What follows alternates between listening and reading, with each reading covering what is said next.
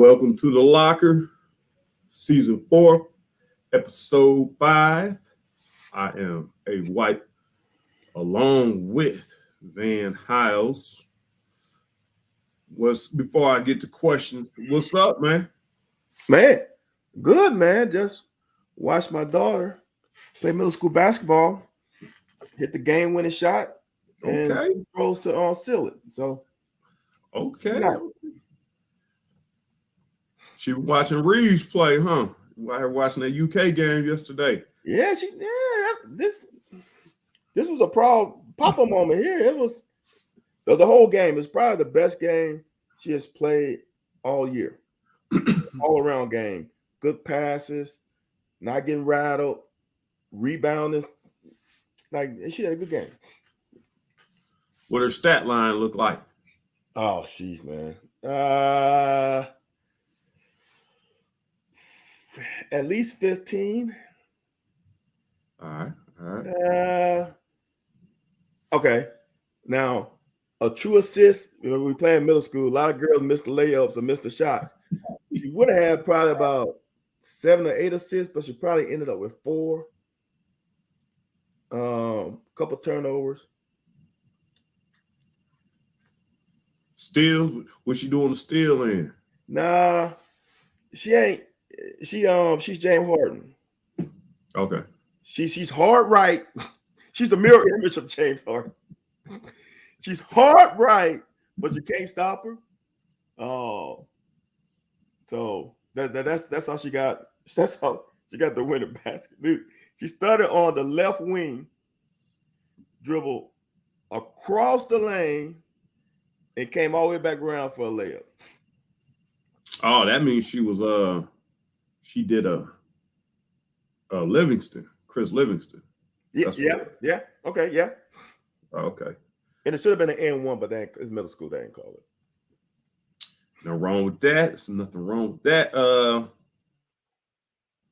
We got a lot to talk about. I mean, you know how it is.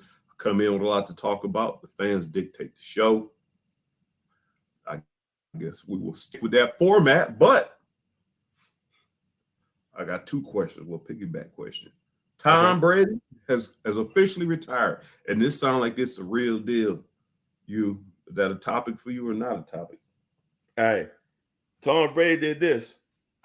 Tom Brady got in that bus, and he spun the block. he said, "Giselle, I'm coming. Wait, I'm coming."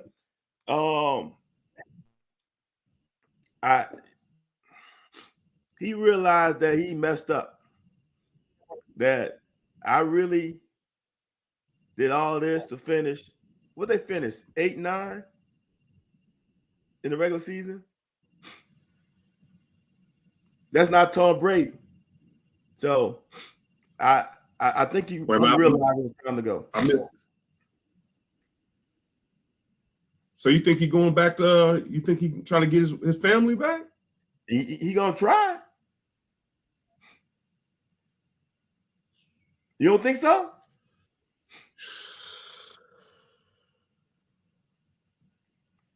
I don't know. You don't think so? I don't know. I don't know Tom like that. I knew Tom when everybody thought he.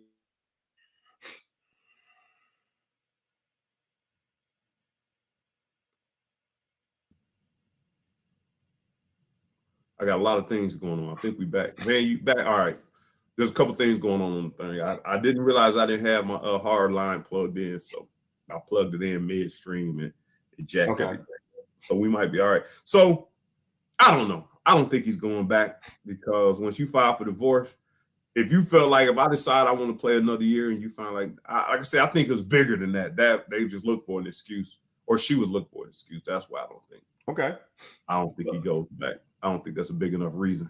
But I know people who have spun the block 20, 15 years after they divorced and came back together. Oh no, I think they might come back together when the kids get a little older, and start needing both parents there, because there ain't no need of having a headache of trying to co-parent.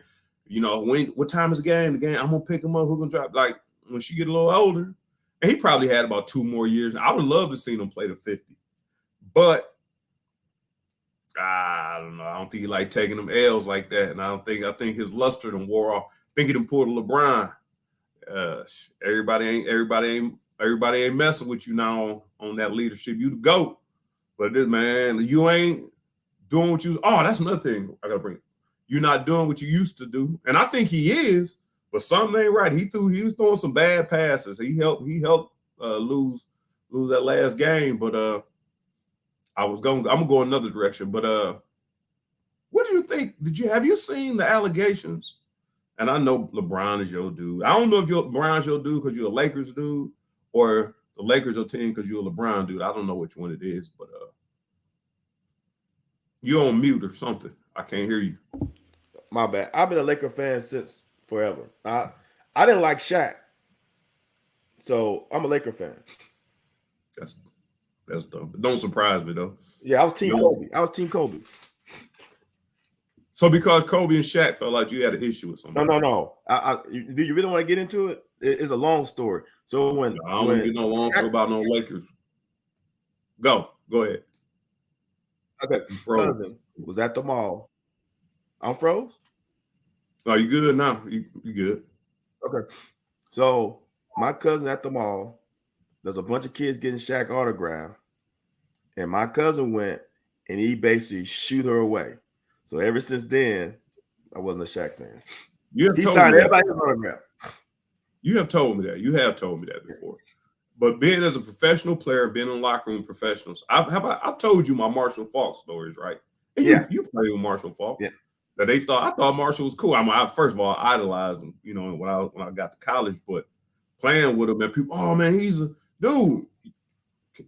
Can you sign one autograph? Is there a possibility in a public place? Right. So you just got to set the tone of I'm not signing autographs at all.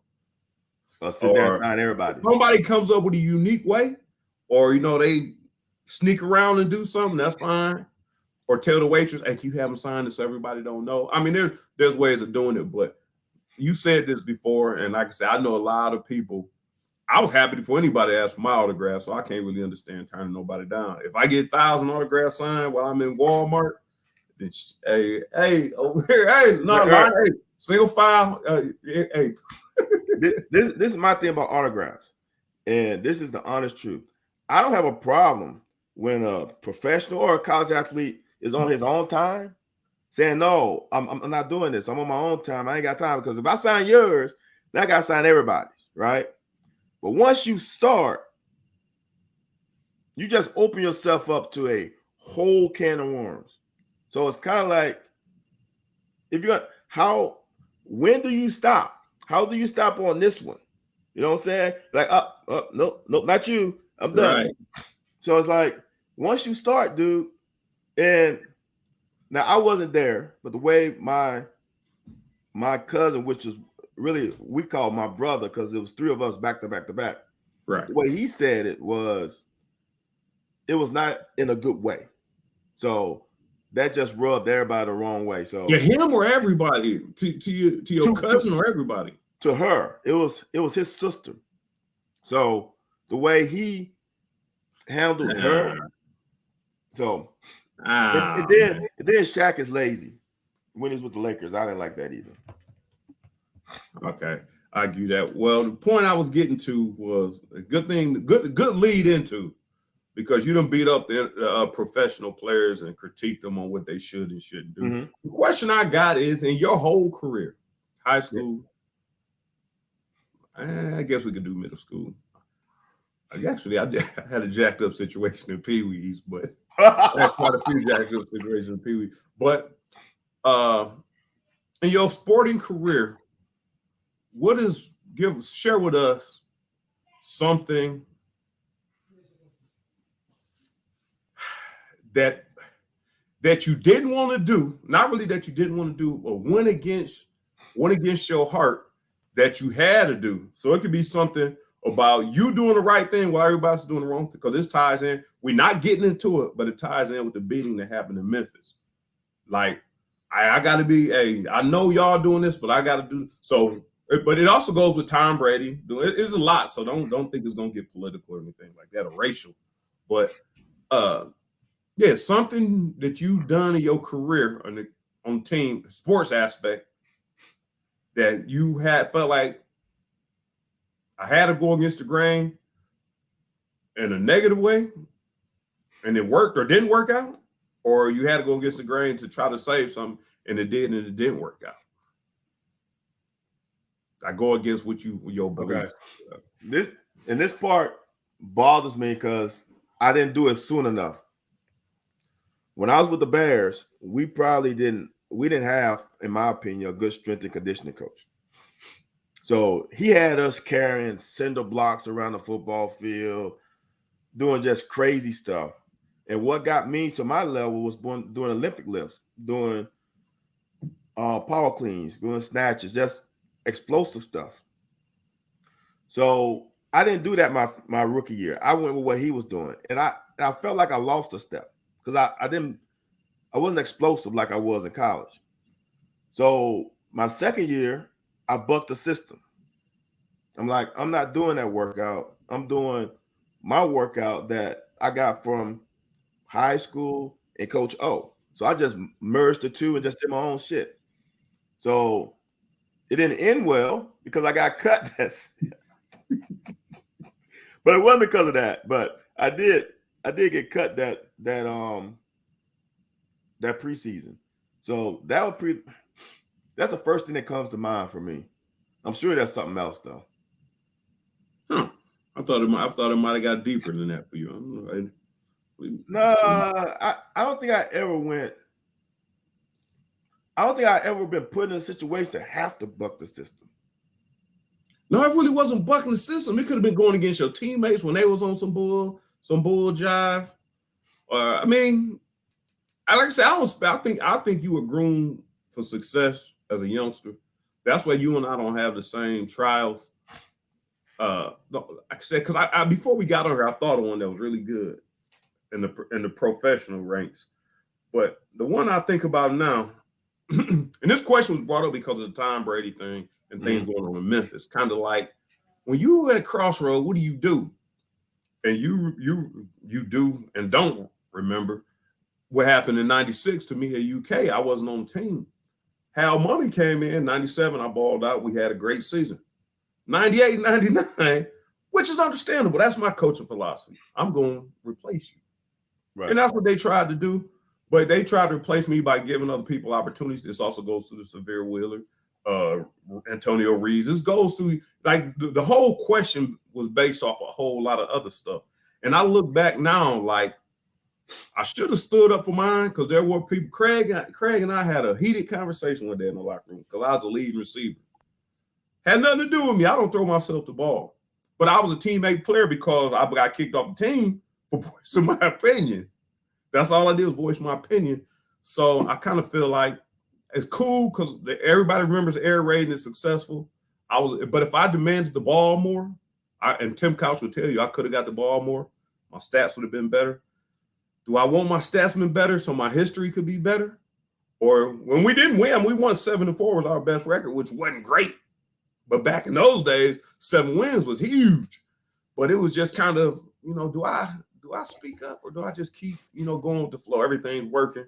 And like I said, the things I thought about Tom Brady, him coming back, stuff that happened in Memphis. You see your guys committing a crime, and do you step in and say, look, damn it? And then, like I said, even with the basketball team, Severe Wheeler hurt. Y'all done put me on the bench. He say, hey, coach, put me back in. We down to a third or fourth string point guard. Hey, I'm gonna give you what I got, and it's gonna be enough. I don't know. I just wanted to ask, maybe. Yeah, I don't know why. The Severe Wheeler thing is so underrated because some people just don't like him. You know what I'm saying? But I've seen situations and been in situations where that dude who was the starter and is not the starter is a cancer. Yeah. Like right. Straight up. And it's not like somewhere, the fans can't see it. It got to be allowed. No. It is obvious. He's on the bench like, man, fuck these. You know what I'm saying? Right. Right. Look, he's sitting on the end of the bench. So I've seen stuff. And for him to do what he did, get injured, and then come back. Because when he got injured, that game went the other way. Right. In the last 2 minutes of that game, it went south. For him to do that and go through that verse that he's been through, put him on another level for me. But I've always said that Cal has put him in a bad situation because he cannot play in the lineup that he started with. He just can't. He's got to play. His skill set doesn't mesh well with how they was trying to play. But if anybody said, because I saw somebody say, well, he got so many assists because Reeves was hot. He had to get him good passes in open spots, get it to in his pocket like he wants to. There was a couple of fast break ones where he got on the ball ahead of the break and got him a chance to get an open shot. So for me, that game was so much Severe Wheeler more than it was Antonio Reeves. Although Reeves scored, he kept us in the game. But the change of the pace, getting ahead of their defense, helped out so much in one turnover. Come on. Yeah.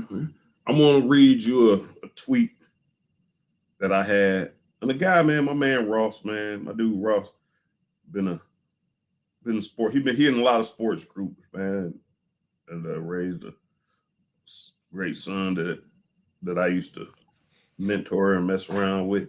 I read it. I had a tweet, and he took exception to it. Tell me where I went wrong, and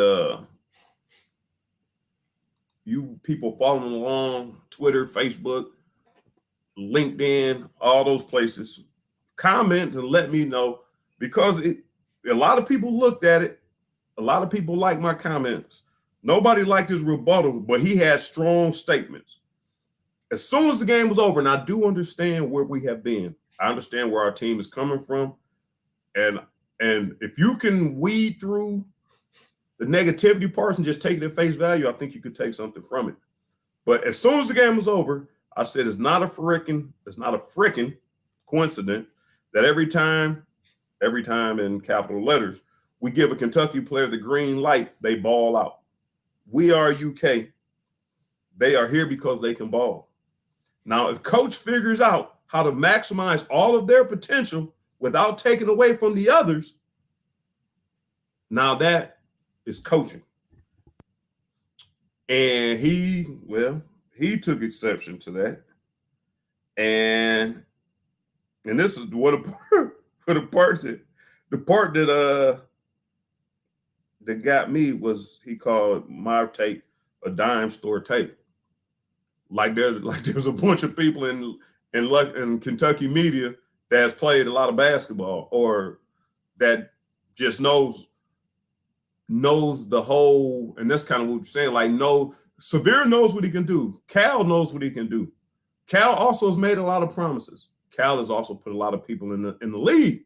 Now, this is kind of where, and this all is just meshing together. I didn't plan it this way. This is all meshing together.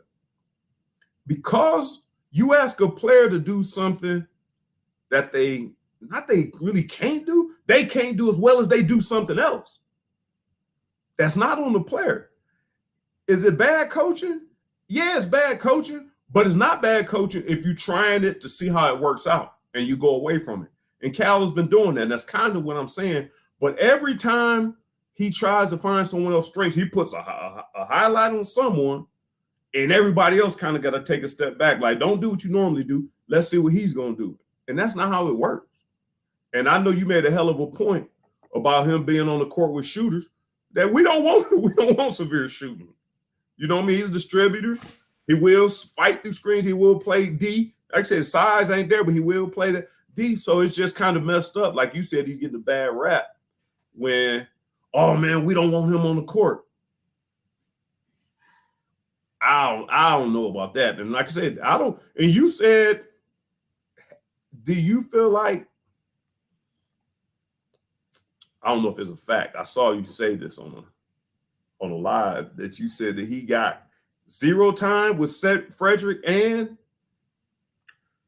Reeves on the floor at the same time. I can't confirm 0, but it wasn't much prior to this game. Yeah. When he was starting, he didn't get that much, right? Right. And right. so, and I understand, and this is what, to me, you need to get the backs. You need to get behind the curtains to understand some of this stuff, right? Chris Livingston probably doesn't come here unless he starts, right? Chris Livingston probably doesn't come here unless he's the number 3 starter, right? Because it doesn't seem like Chris wants to play 4, right? So now, if Cal wants the kid, and this is the messed up thing about college sports now. Kids run the asylum now. So Chris wanted to play 3 because he probably sees that as his position on the next level. So now Cal wants him. Cal is hamstrung with that. Now you get Case and Wallace.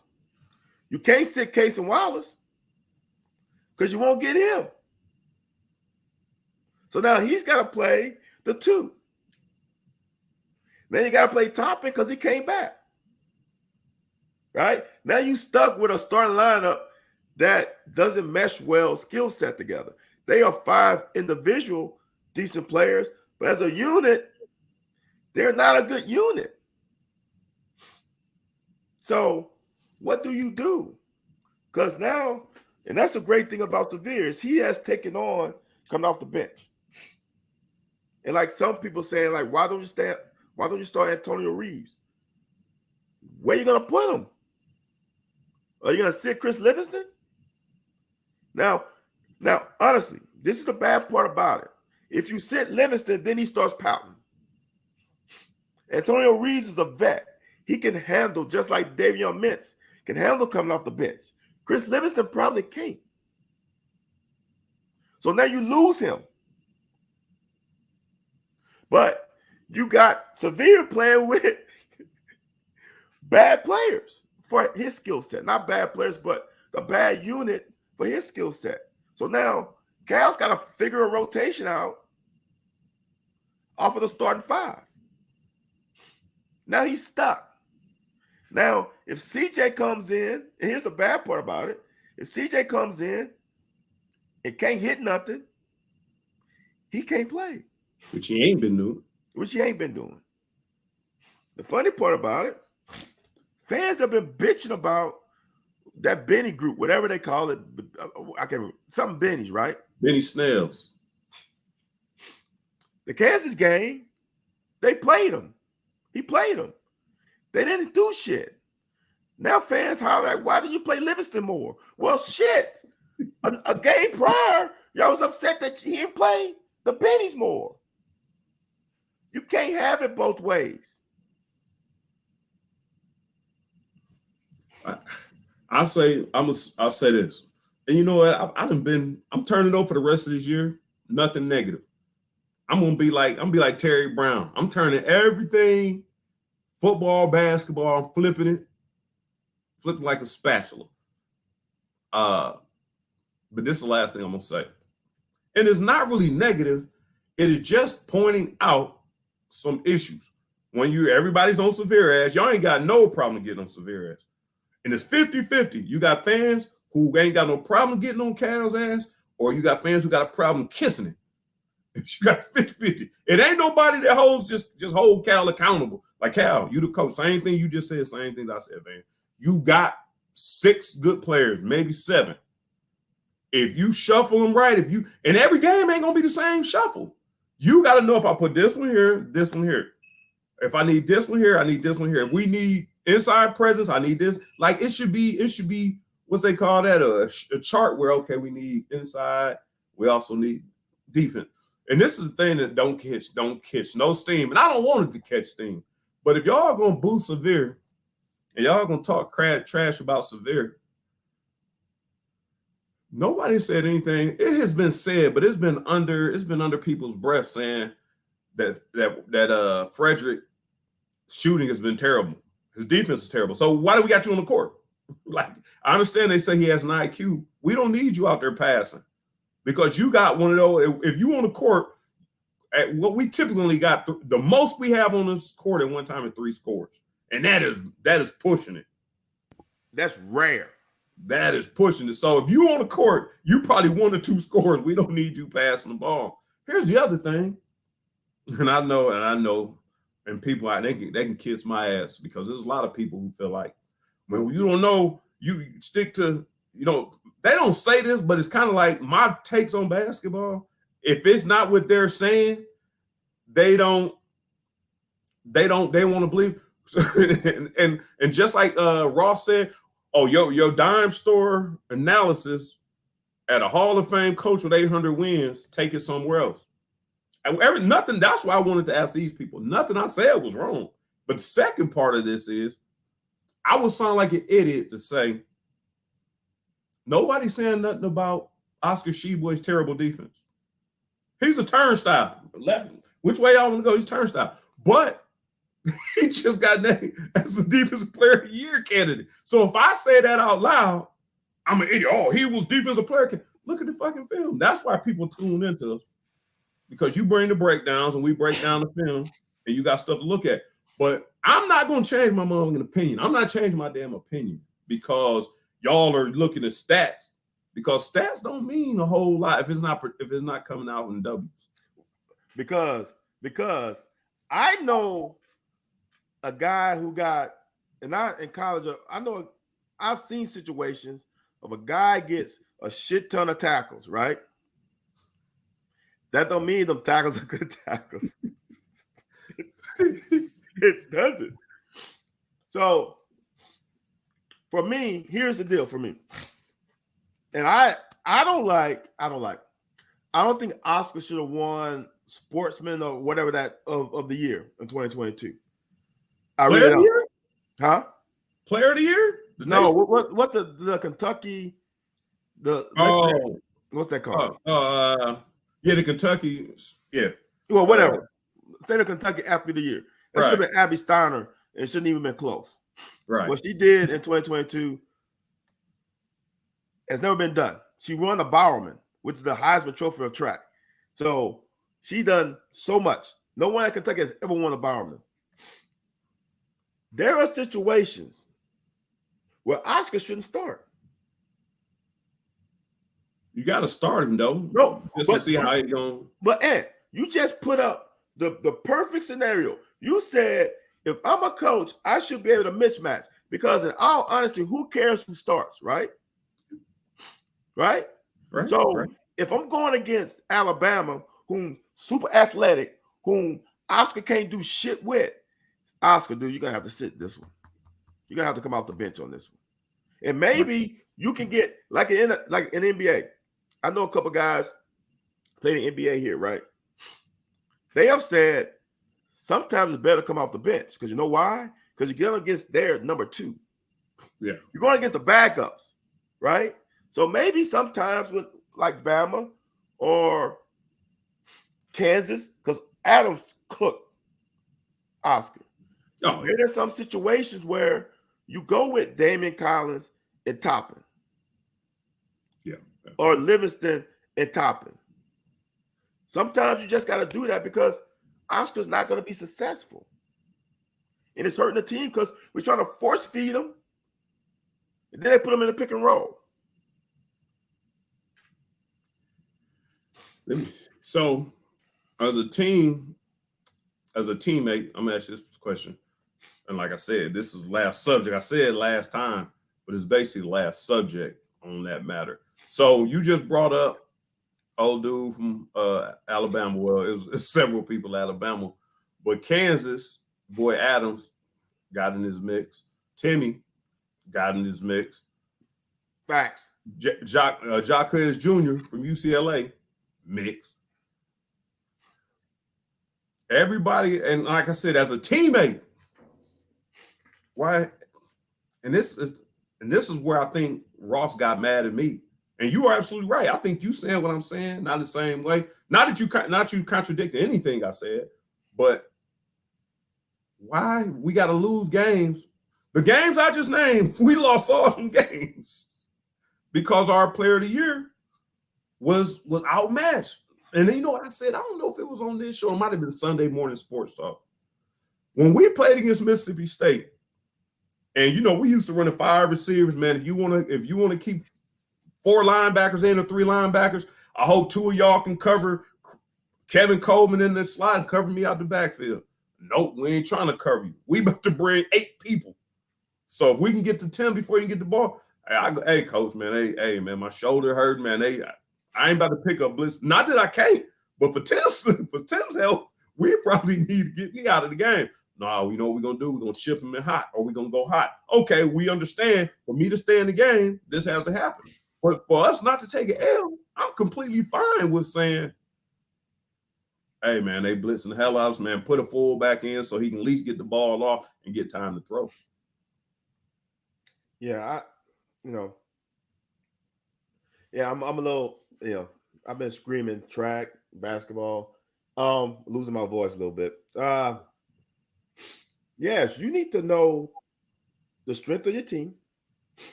Cobby Cobb got a hell of a point. I guess that's kind of the point I was making. You do. Well, for people who are just listening and not watching, Cobby Cobb says, Cal has always said that he can't hide you if you are a defensive liability.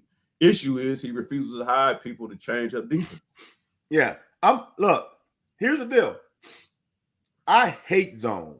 I hate it with a passion. When I coach, I did everything possible not to play zone. And when I play zone, I play matchup. So it's a little bit of a man principle because I hate it for a myriad of reasons. Unless you got people who, if you got a bunch of long dudes, then you get in passing lanes and you can disrupt it because you can protect the middle of the zone. Other than that, I hate it. But Oscar and the weak side help is horrible on pick and roll. Absolutely horrible. And that to me, I'm going to say is coaching, but I know damn well he coached backside helping out on pick and roll. Who doesn't? Damn, the worst middle school coach ever knows that if your guy's in a corner, he's in the corner for a reason. You can't just lock on him and leave the lane open. So it's like, so I always say it's players because you're not executing. And if you ain't got a basketball IQ, we didn't play college basketball, but our IQ is better than some of these dudes on Kentucky basketball team right now. And you don't need a coach to teach you that. You're in college now. This is not middle school or grade school. This is college. I hope you was taught this years ago. The IQ on this team is very low, man. Let me ask you this. And somebody brought this up. I think Larry Vaught has said it. Just play devil's advocate for a second. How much of that help side and defensive transition, and I think Cal is saying this a little, and I still kind of put on Cal, if you allow this, how much of that is players don't try to help on help side because they don't want to expend the energy to get in here and recover. That's a lot of damn work. That's like trying to blitz. That's the same as blitzing the quarterback and the quarterback throwing the ball and you going 100 miles an hour to still try to make the play just in case he cuts back. Once you blitz him, if you stop, there's a lot of people who do it. Once you stop, we good. But that is a thought to that because these guys have always been the man, ain't really had to play a lot of D. So if I go help out inside and they kick it out, that's my man hitting. ESPN ain't gonna see me getting a shot hit in my face. But if the dudes I played with and all of us played in the pros in high school, man, we clamps you down here and we so athletic, we getting right back on the 3-pointer. Man, we can't. Hey, they over there complaining, Coach, we can't get a shot off, man. And that's all effort. Facts. And that's a problem. There's a lot of problems, and I don't understand. Hey, and if someone gets us in motion and gets a pick and roll out of motion, we really in trouble. Oh yeah. Because they are totally lost then. Now, they played decent pick and roll early. Well, late. I mean, the second half they played decent pick and roll. We also got to understand that, as I always say, the other team's on scholarship too. So even if you defend pick and roll well, they're gonna still make some shots. But sometimes the way we defend it, it's like almost like coach showed us in walkthrough, right? How we're gonna defend it, right? If they don't run it like we did in walkthrough, they lost. Right? You know what I'm saying? Yeah, like, he's supposed to be here. He's supposed to be. They used to kill me about scout team. Archer used to do that. Hey, now run the ball here. Shit, I said all over. Like, nah, but I know you said. But so to me, here's what you do. Sometimes you got to sit down Oscar. Because he's not Tim Duncan. You know what I'm saying? Where here's where you let shit go like James Harden, right? James Harden's going to put up 30, right? But he's going to give up 28. You cool with that, right? But if Oscar's going to give up 17 to 20 and only scores 12. Yeah. And you know the thing about it, man, Cal has the cachet to be like Belichick, Saban, and so he's on that level that you come in there and I think it was Belichick. Man, I'm cussing Oscar out the first day. I'm holding Oscar to these expectations. No, if Oscar don't do it, y'all all running. Oscar like, man, get up. Hey, y'all all better start doing this because I'm not gonna be running all day. And that's what Cal got to do. Like, man, I'll bench Oscar if he don't do X, Y, and Z. And the one thing about it, I will say this, because I'm about to get back on I'm gonna get on my positive shit. I don't think Oscar does it because he's lazy. I just don't think he really knows. Well, your boy Huggy did say he was lazy. Dude. I don't know if he's really lazy or just don't really know. Anthony, I've seen him flat-footed, dude, on pick and roll. Like total, like standing up, like you said, turnstile. Like, come on, dude, get in a defensive posture. And here's the thing, and people get upset. I've seen this a lot. Why do we go over the screen?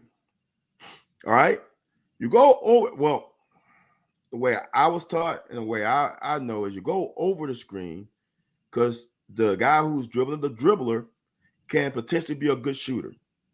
If you go under screen, you gotta let him get an open jumper because Oscar ain't fucking hedging at all, right? So if Oscar could hedge, you can probably come under and then get back to it. But we all know right now, without a shadow of a doubt, Oscar's not going to strong hedge at all. So you have to go over the top. You have to. So if you're going to go over the top, why the fuck is Oscar getting caught up in between? It makes no sense. Give him some space. It's going over the top. Right, give him some space. Give him some space. I'm gonna stop because I like Oscar, but there are some things that people rave about him. And look, the kid's a great kid. He's done some great things. He's awesome off the court. But there are some on the court limitations that he has. And we as fans have to acknowledge his limitation. Like you said, y'all don't have no problem getting on Mighty Mouse. I call him Minnie Mouse. On Mighty Mouse, you have no fucking problem complaining about Wheeler. Zero. No one says shit about CJ Frederick. No one says anything about Livingston. No one says anything about Oscar. And their limitations. It's unbelievable. See, here's the deal. Anthony, I say this all the time. Once the teams have tape on you, they are going to destroy you if you can't adapt. Oh, he hasn't adapted. It's not that he's not hungry. He just hasn't adapted. And that's what I said about the IQ thing. You done had motherfuckers, you done had linebackers play with you or safeties throw their hands up. And that's what's funny. Who said that about him throwing his hands up? Like, oh, I didn't know. You would rather say I didn't know rather than just hustle your ass. So hustle gonna work every time. Hustle gonna work every damn time. It was funny in the post-game press conference. Cal was talking about the game. Man, Oscar was fighting through screens. And dude, that's the only thing I really noticed against Kansas. That joker was fighting through screens. Two other things, and I'm gonna move on to football. Two other things I was gonna say. I know I said I was Bud. Toppin is horrible at defense too. Toppin horrible. Man, I called Rock Oliver to see if I got any eligibility. Hey, and this because man, and this is because we got so many players that are just bad on one-on-one. Because I was watching the one game, Oscar was getting beat on the block, but Toppin was just arm barring him, riding him on down to the bucket. They get, dude, you're the most athletic person. Dude, even with my little significant hops compared to him, if you start going to the glass, I'm meeting you at the glass. I'm not riding you and giving you a free layup. Because that's what Alabama does to everybody. Are you coming here? It's getting on. It's getting on in here. But what did I say my other thing was? You didn't say it. You said you had two things. You only said one. I said him. Oh, Fredericks. No, that wasn't it. But okay. No, it was Livingston. No. Screens. Dude. We have a terrible time with the pick and roll. If you got, and this is one thing that kills me, if you got a terrible time with the pick and roll, why don't we just run it through practice? Watch film and do what the other teams do. We may do that. You know what my problem is? We have never used the screen correctly, and we have never tried to rub a guy into the screen. If there's a screen sitting there, they sitting there lax. Like you can just walk around the screen. We got to fight through their screens. First of all, our guards don't try to utilize push them down. Yeah, dude. See, this is why, Anthony, IQ is used. The screener can't move. You as the dribbler has to push the defender down to get the screen properly. If it's a moving screen, it's on the person who's dribbling. You ain't set the damn screen up. This is basketball 101. Like, how do you not know that? You gotta side dribble, you gotta push him down enough where then when I go around, he will get rubbed. We don't do that, but everybody else does. And then people get upset with Severe. Well, he's getting picked off. Well, damn, that's what the fucking screen is for. And we never return the favor. That's my whole thing. Y'all getting killed on the pick and roll, but when we set a screen, you know the one thing is, so a lot of times we set a screen and we go away from it. And that may be by design. I don't know. That may be by design. But even when we using the screen, the guy don't have a strong base, and the point guard is 2 or 3 feet away from him, so it ain't making no difference anyways. Like you said, one thing, like you said, 101. My shoulder need to rub against my picker's shoulder. I'm leaning into it. If he get through that, then he's just a skinny ass dude. Right. That's Kevin Durant.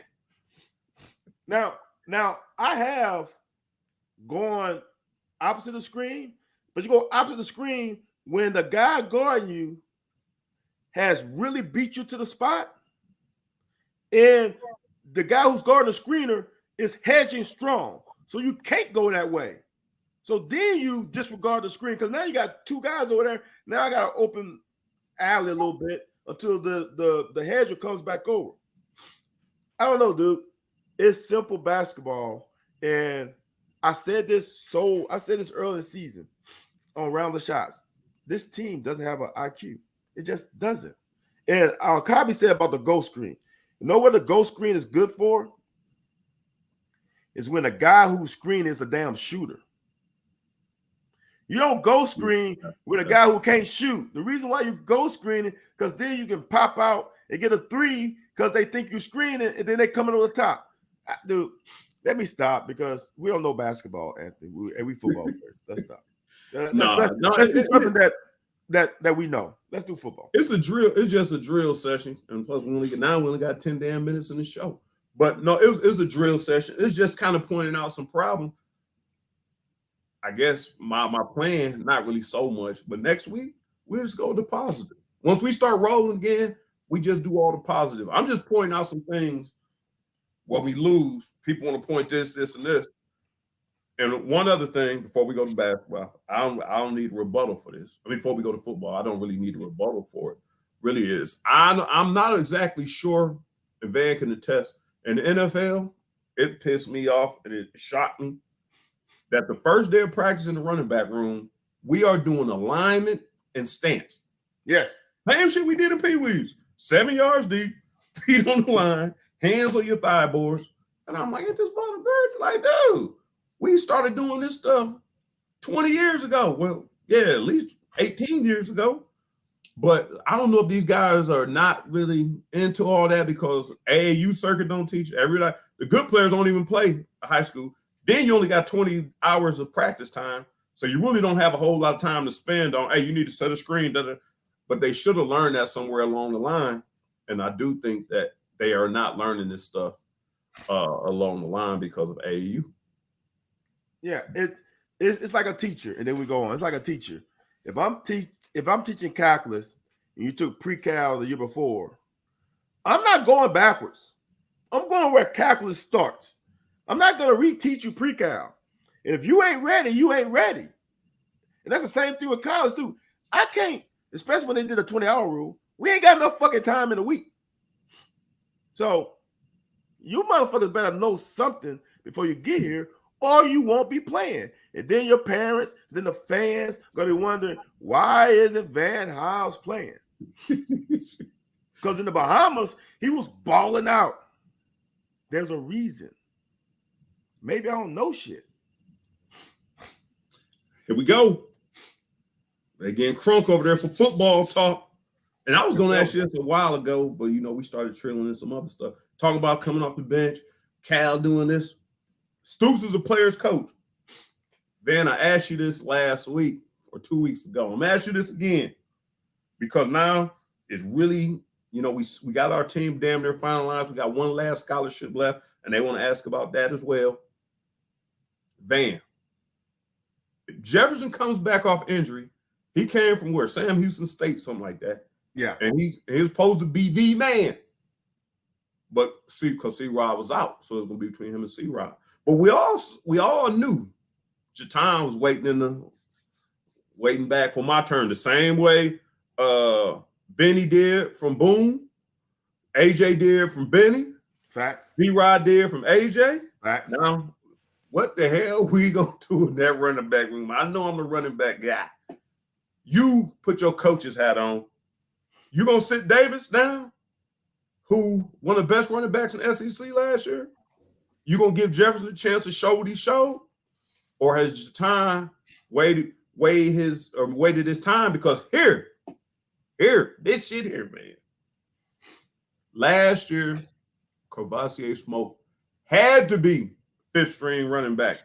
And it's not based off of him playing or nothing. But we knew Jatan was up there. We knew Jefferson was up there. We thought that Lavelle Wright had a good spring. So we knew that was 1, 2, 3. When C-Rod came back, he was going to be he'd be fourth. But push Smoke back. We get to the damn game, Smoke the starter. Have no problem with that. We won more games than Smoke. Well, not won more games, but we won. Yeah, we did win more games of smoke than we did with C-Rod. Didn't I don't know. we? Was 4-0? No, we lost to Ole Miss. Yeah. But what was our final record? 7-5, maybe. We finished 7-6. Yeah. So we So started. we went 2-4. So we went 3-4 after that. Well, we went 3. Yeah, something like that. Yeah. So, anyways, whole point is, what you gonna do in that running back room? Who's starting? Well, here's the thing. Where is Ramon Jefferson? Hold on, my bad. And I don't know. And Wes in here, man, Wes in here giving me a headache. Like I keep up with all the damn comments because he got them coming in. But Will Cox is in the fray. Peace. I'm talking about the returners. What you gonna do there? That's what the start. I don't think Will Cox is gonna start out the box just because. No, he won't. Because he's not coming in the spring, I don't think. If he came in the spring, I think he has a chance. Where's Ramon Jefferson at during spring? Is he 90%? Is he 80%? I don't see how you can beat Ray Davis out because he is the quintessential Mark Stoops running back. Okay? But what's going to happen is if Will Cox is Junkins from Ole Miss, which I think he can be, it's going to solely become his team. And then Ray Davis is going to become that switch-up back. And then Ramon Jefferson and Jatan is going to become your put them out in space, like we put you out in space, and get nasty in choice routes. That's what I see. But I see right now with Jefferson come off the injury, I don't see him starting. I think you start Ray Davis, and then after that, it changes. Because here's the thing. Will Cox has juice, and he's got physicality. We haven't had that since Mo Williams. Physicality. What you call it? Who? Benny? Benny couldn't run that fast though. Oh, so you mean get up through too? Get up through there. Maybe R2 Trainer, maybe. Okay. Yeah, that's a good one. That's a good one. So we haven't had that. This kid got that. The thing about it, and this is what people have to understand, he might be the most talented back, but is he the smartest back? Because you can't pick up the playbook. Your ass gonna be sitting right next to what's the running back coach name? Oh, I forgot we got a new running back coach. God, I can't think of his name yet. J. What's you're gonna be sitting right next to him, waiting on your turn. He ain't gonna be calling on you because he's gonna be scared to put you in because you ain't gonna be able to do what needs to be done. Boulware. So you gave it. I ain't mad at your answer. Is Lavelle? Did he enter the portal or is he still here? He's still here. Okay, cool. This is something everybody's been talking about. I wanted to ask you this too. I'm interested to hear what you got to say. And y'all fans and chatters, people who are participating, let me know what y'all think as well. We're gonna share it on the screen and see how everybody else feels. Man, everybody came with Boulware. Boom, boom, boom. Van, our man, Mr. Justin Rogers' watch is going to Auburn. Apparently, he's coming after Khalil Sanders and some other people, man. Tell them come over here to getting us good. Whoop-de-woo. I know some things. I know something I won't tell. But some people got a problem with it. And I said this on Religiously Kentucky podcast. When Clinkscale left, he came back trying to get our players. Like, now, if you got some guys over there that can play, I want them to play. If I'm a player, I'm gonna get the guys to play. I told this on Religiously Kentucky podcast. I'm gonna say it on here. just because I think y'all deserve to hear this as well. If Elliot Uselak, before he got fired, if he was going to have Tim Couch run one more speed option, Tim Couch was going to Tennessee. He was going to Tennessee. So whoever don't like Hal Mummy just realized he's the reason Tim stayed here. We was leaving Dr. Daniels class, some history, some kind of history. I have no idea. We never listened in there. And he said, I'm going to Tennessee. You coming with me? At this point, I was off the team. I was like, shit, I want to go to Ohio State. I'll see what's up. Then he said, a couple weeks later, we leaving class. You heard about this guy, Hal Mummy? No. Hey, man, stick around, man. He got some innovative stuff coming. You need to check it out. But if he was leaving, I guarantee he was trying to take Kevin Coleman. He was taking some dudes with him. So I'm not really surprised that he's trying to come after his players. Is there anything you heard inside about that might have kind of rubbed you the wrong way? Or maybe it's the way he went about taking player. I didn't hear him badmouth anybody. All I heard, he was trying to get him over to act like it was greener. The grass was greener.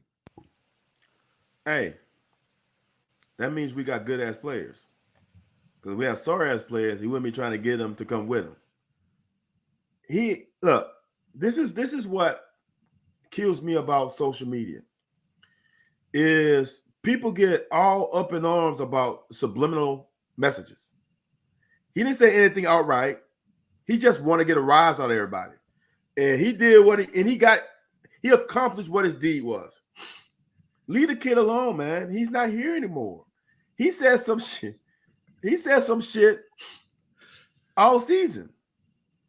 It's just like when Lynn Bowden said something when he was here. That's like Vito said, like, kids say stuff. It is. Wow. But here's the deal. Our man Stu said on this show, when we had the great Larry Vault on, he got something up his sleeve. And he got Kendrick Gilbert. That was up his sleeve. Not only did he get Silver, he got Gilbert. So now, look at the difference in length and size that we got after Rodgers left. We got long. And we haven't had long like that since Calvin Taylor. So now we got Deion Walker, who's long. You got Silver, who is long. And you got other guys, Ripka's long, Saunders long. We got long MFers on that D-line. And when you playing two-gap defense, because we have to change our defense this year to cater to Rodgers because he couldn't play zero tech on the center. We had to shade him to a one tech. That changed the whole defensive scheme. I don't want to get into the whole semantics of it, but I guarantee you them linebackers didn't like that move because now you got people on your ass. There's a reason why the 3-4 has two inside linebackers. So when you get to the point at the nose, and you're not requiring a double team, it's a problem. That's like getting pressure. That's like getting pressure in any defense with your front three or front four. You know what I mean? You got 7 people playing coverage. This is the simple way I can think about it. You got 5 offensive linemen. You got a guy over the center and 2 guys over the tackle, right? Right. You got 2 linebackers. If the center can handle the nose, that means those 2 fucking guards are going right to your damn linebackers because there's nothing protecting them. Yeah. And if you got to go 1, you got to shade to the 1. Now you just moved his ass over to make it even a clear. Look, I'm going to say this. And I'm going to say I'm a bias. I'm not going to say you because you're your own person. I'm biased of Stu. When Justin Rogers came here as a freshman, he wasn't anywhere close to what he is now. Not even close. Yeah. No, what is that? He got good coaching. And he owes Stu a lot for him to go to another institution. Because if he would have been like he was his freshman year, he'll be still fucking in the portal in the damn gray area, not being picked up. So, gotta give Stu his credit for him because he made him at least a serviceable nose.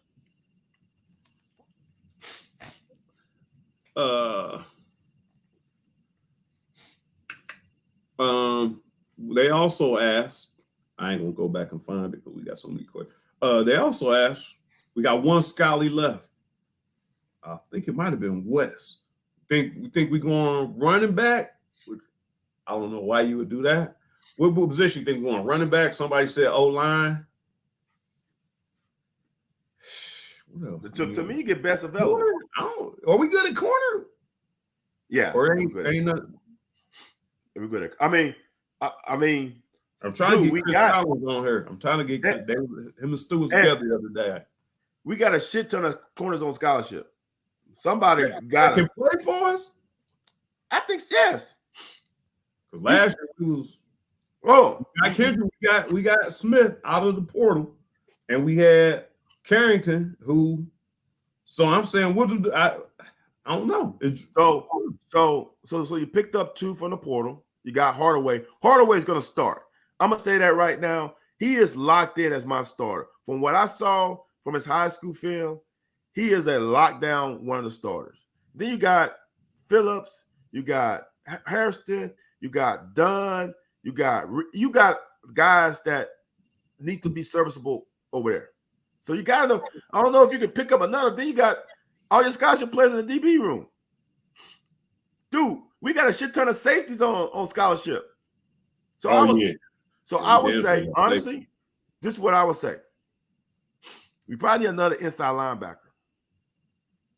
If I'm really looking at it, because some of these old linemen is going to have to fucking become men. We got a lot of old linemen on scholarship too. Some of these MF was going to have to become, they're going to step up and become men. But we are thin at linebacker. That is true. Ain't the kid from Danville, Smith? Yeah. Ain't he a kicker too? Well, look, Anthony. Obviously, someone ain't obviously somebody ain't practicing well. Because then we get another kicker. If I didn't hear about this Fordham kid, we got another kicker earlier in the first cycle. So something's up with our kicking. And if you signing that many, and that don't mean they're on full scholarship, but if you bringing that many into camp, that means you're not comfortable with what you have. Tell me what you think about this, man, because I don't want to just be my takes on people. The whole year, we was going back. Who was our kicker? Ruffalo? Yes. They going, man, the snap was too high. The snap is, dude. Now all of a sudden we got real problems in the kicking position, obviously, because all the noise we making and all the time and energy we spending in that position. So that means whoever behind Ruffalo probably wasn't good enough to get him out of the mix. But the whole damn year, while we were going through these missed kicks, the fan base was at our long snapper like they was at Severe Willie. And it may be the same people. It may be the same people that transfer from football because you pick one aspect of the game and blame it. And like I tried to tell them, and I said, and like I said, apparently I don't know basketball and I don't know special teams apparently. But I said there's rarely a perfect snap. Like it's gonna be this side, it's gonna be low. You're gonna catch the string. Things happen all the damn time. Now maybe in the pros they do, but even the pros they jack them up a lot. This dude, his concentration was off, some wasn't right. Maybe he's watching the ball instead of just taking the steps, and he sees it not being perfect. But they did the same thing to the damn long. They blamed everybody but the kicker. And now, like you said, now that we're seeing that we're having issues getting the kicker in, and we trying a lot of different things, we didn't have nobody that we felt could replace him, but he wasn't getting the job done either. No, for sure. So we will see. There will be competition. Ah, forgot about Chance Porter. Ain't he been there like 3 years? Yeah, he came back that COVID year. Dang, he ain't even get no burn. Yeah, we do have a long snapper committee. He has some kind of connection to. I think Chance Porter is the kickoff specialist. Okay. Kickoff specialist and holder. And do you feel this is hitting? Then we're gonna get up out of here with this. Do you feel we putting all our eggs in one basket with Leary? Because have we seen the last of Wade at quarterback? Or maybe for the next 2 years, maybe he has to develop a couple years. History will prove that Leary will get hurt. That's the history. But honestly, in this day and age, the day and age of having Jalen Hurts and Tua Tagovailoa on the same squad, or having Matt Castle and Matt Leinart on the team at the same time, and with Carson, those days are over. These kids are not going to sit behind somebody. So you kind of put your eggs all in one basket at the quarterback position now, because kids are not going to sit. So here's the deal. Do you feel more comfortable with Liam Cohen being able to devise a game plan to better use the skill set of Destin Wade than Scangarello? Well, the problem is about and I'm not saying really not a problem. The difference between Scangarello and Liam Cohen is, dude, I've heard from many of people, Scangarello's problem was up here. Not up here because he didn't know what to do. Up here because he wasn't a people person. Like he didn't know if somebody can't do something or somebody's not picking. And I said this the whole season. These players ain't picking up what he's putting down. Like offensive linemen, so you're not running drills on their feet, or you're not working on their base, keeping these guys in front of them. I mean, or they don't understand the scheme because they never help each other. Anytime they try to help you, they let people run right between them. There ain't no damn way, dude. And the problem is the same damn thing happened in special teams. How you get beat and gap on special teams on the lineman position? Because you are practicing. And apparently people tried to talk to Scangarello and he didn't want to hear it, which is understandable. I'm an NFL. If you start taking help, what does that mean about you? You're inept. You don't know what you're doing. But the word I got is he really wasn't a whole lot of listening. And I think people like Liam's a player's coach. You always see him talking with the quarterbacks. We talked to some lineman commit from Kentucky on Sunday Morning Sports Talk this week. And he was like, man, he just loved the energy, man. He just loved the energy and the way he talked to him. And I just think that just that part alone gonna get these players to buy in for these guys, or for Liam. And I think Liam will be able to adjust and make plays. I'm not sure anybody can. But if you limit it like Scangarello must have been, because like me, you talk about it all the time. The best offensive coordinator we probably done had, I don't care what nobody says, probably been Grand. Man, Grand can take you back. You can take you right now and run your central playbook and bring your players and at least score touchdowns because he know how to utilize his personnel. People underappreciated Graham. Yeah. Now, Grant couldn't recruit because he couldn't get a quarterback here. But I'm going to say this until the cows come home. If Drew Barker wouldn't have got hurt in 2017, the outlook of Eddie Graham would be totally different because he went a totally different direction with his scheme. And that's something people don't get. If that MFer had Barker and changed the scheme for down Steven Johnson, then changed the scheme for Terry Wilson, then changed the scheme in the same season with down Sawyer Smith, And Lynn Bowden, dude, he ran like 10 different schemes. So to me, yeah, I agree with you. And I'm gonna say something else. And you probably gonna disagree. No problem. Joker Phillips was probably one of our best OCs. OCs, not HC, OC. Wait a minute. I was talking about under the Stoops era. Okay. Yeah, Grant is definitely, to me, Grant. If people gonna say Liam Cohen, Liam Cohen had, and this is like we all like some people say with Cal. Cal put this team together. So he put a bad team together. He should be at fault for putting bad team together. Totally appropriate. Liam Cohen put a great team together.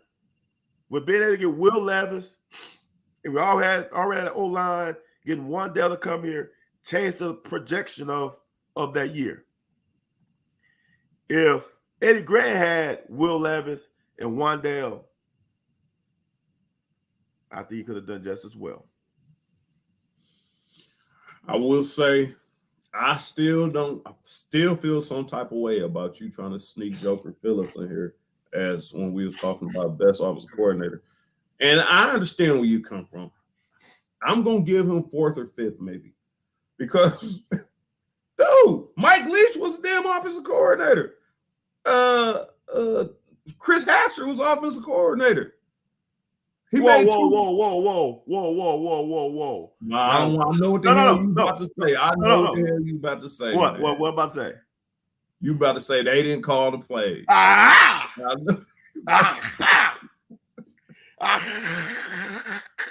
Wait, hold on. If you gonna pull that out your ass, who coached longer? No. Mike, no. Hatcher, Franklin. Hey, Mike Leach. Mother hand out. Mike Leach was a hell of an OC. Chris Hatcher is a hell of an OC, but they didn't call him plays for Kentucky though. But when they left, they called him and were right. No, but we talking about Kentucky offense best. You can't do that. You can't do that. Why? Because I understand what you're saying. You're saying he didn't call him whatever, tomato.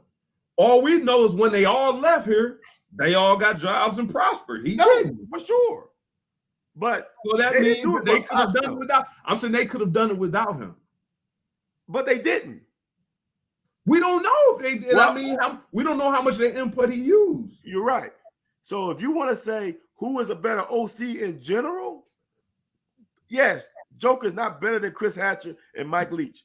But for Kentucky, he is. Dude,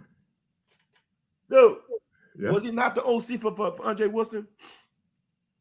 Was he not the OC for Heartline?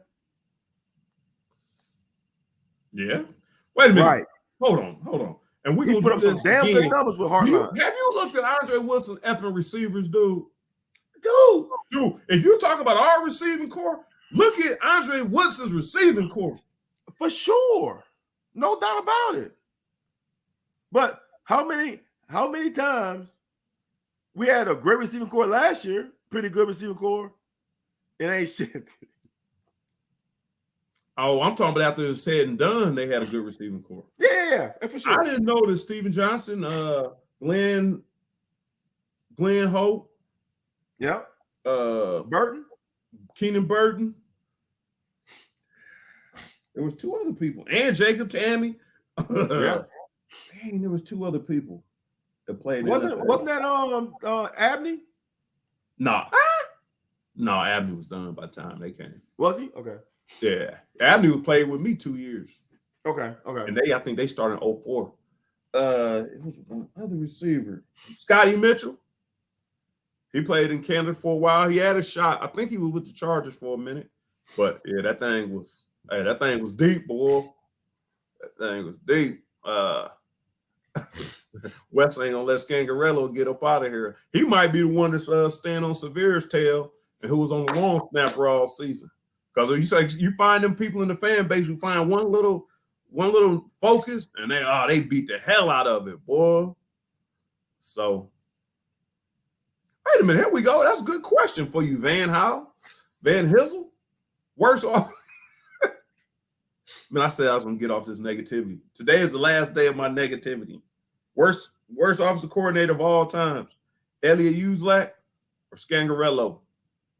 Oh, it's not even close. It's not even close. It's not even look.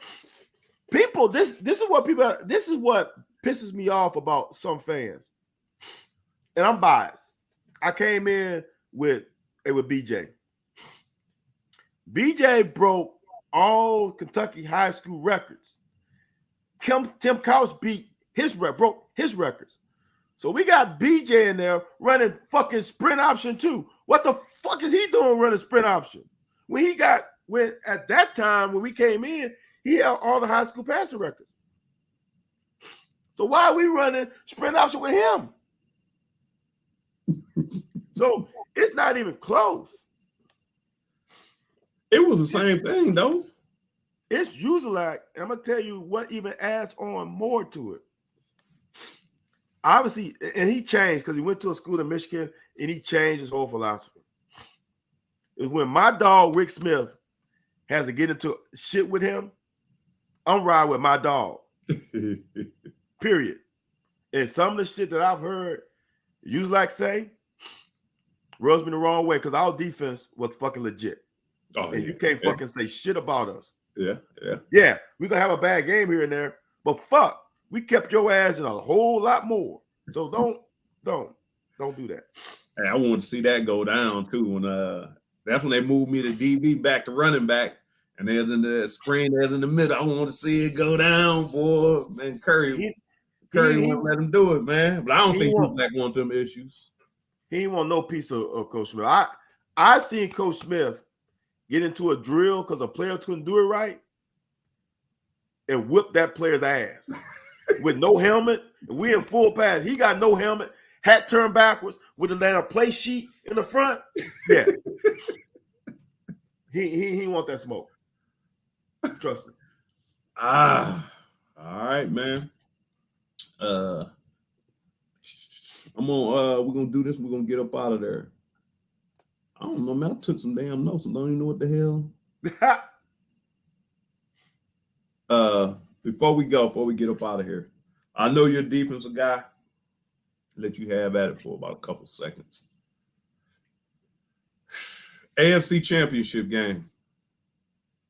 Got any problems with that final play? And did you see his teammates going off on number 58? That was bullshit. Here's my problem with the play. It should have never came to that. True. The damn defensive end on the other side lost fucking contain. When this guy comes from the outside the hash in the middle of the field and runs down full speed, tries to fucking save a game. It shouldn't have came to that. If defensive end would have pulled up Pat Mahomes, a side would have probably tackled him 3 yards, 4 yards from the line of scrimmage. He had to run an extra 15 plus yards because the damn defensive end lost contain. So who's fucking arguing at the defensive end? You know what I'm saying? Look, man, shit happens. That was a hustle play. I have no problem with it. I have no problem because he was hustling. It's sad that it comes to that, but someone needs to fucking look at the film and tell me who the fucking defensive end was on that side of the field who lost contain.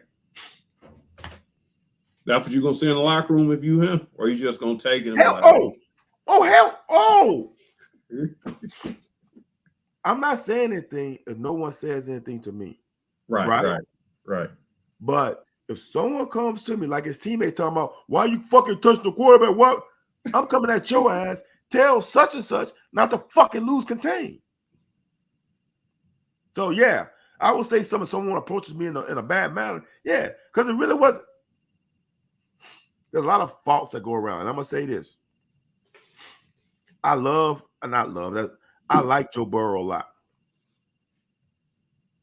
Joe Burrow had the ball with 2 minutes left and he got one first down and punted.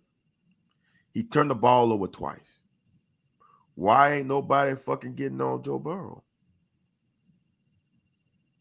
Good point. Hell of a point.